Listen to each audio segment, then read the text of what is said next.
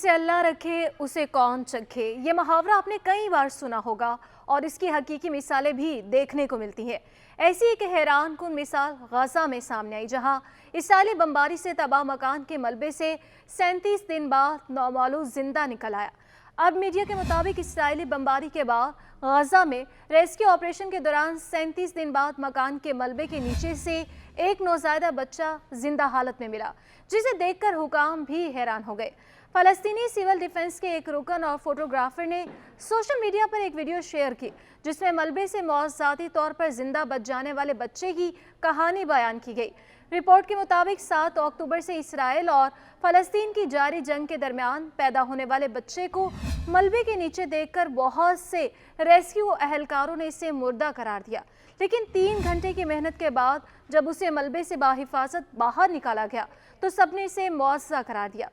दूसरी जानिब ये अभी तक वाज़ेह नहीं हुआ कि मौज़ाती तौर पर जिंदा बच जाने वाले नौमौलूद के वालिदैन इसराइली हमले में जिंदा बच गए या वो शहीद हो गए।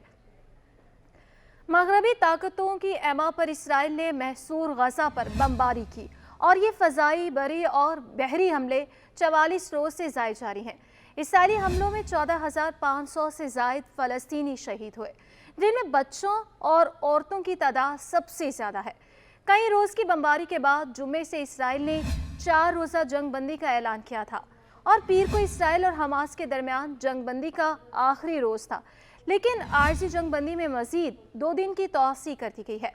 इसराइली बमबारी से गजा में जहां तबाह मकानात से कई फ़लस्तीनी मलबे तले दबने से शहीद हुए हैं, वहीं मौज़ाती तौर पर एक नौमौलूद को 37 दिन बाद मलबे से ज़िंदा निकाल लिया गया। याद रहे कि 7 अक्टूबर को हमास ने इसराइल पर अचानक एक बड़ा हमला किया, जिसने इसराइल की ईंट से ईंट बजा दी। हमास के अल-कसाम ब्रिगेड के जंगजू हमले के फौरन बाद इसराइल में घुस गए और इसराइली फौजियों को यरगमाल भी बनाया। इसराइल के मुताबिक हमास के इस हमले में 1200 से ज़ायद इसराइली हलाक हुए, जबकि 240 अफराद को हमास के जंगजू यरगमाल बनाकर अपने साथ गजा ले गए।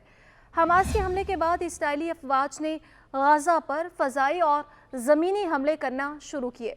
इसराइली फ़ौज हमास का तो कुछ ना बिगाड़ सकी, लेकिन निहत्ते फ़लस्तीनियों पर जुल्म के पहाड़ तोड़ दिए। 13 अक्टूबर को इसराइल ने गजा पट्टी के लाखों आम शहरियों को इस खित्ते की शुमाल से जनूब की तरफ चले जाने का हुक्म दिया। 17 अक्टूबर को गजा के अल अहली अरब अस्पताल में एक धमाका हुआ, जिसमें कई अफराद शहीद हो गए। फ़लस्तीनियों ने इस धमाके का जिम्मेदार इसराइल को ठहराया। 20 अक्टूबर को हमास ने 2 अमेरिकी यरगमाली ख़वातीन को रिहा कर दिया। इसके बाद 23 अक्टूबर को हमास ने 2 बुजुर्ग इसराइली यरगमालियों को भी रिहा किया।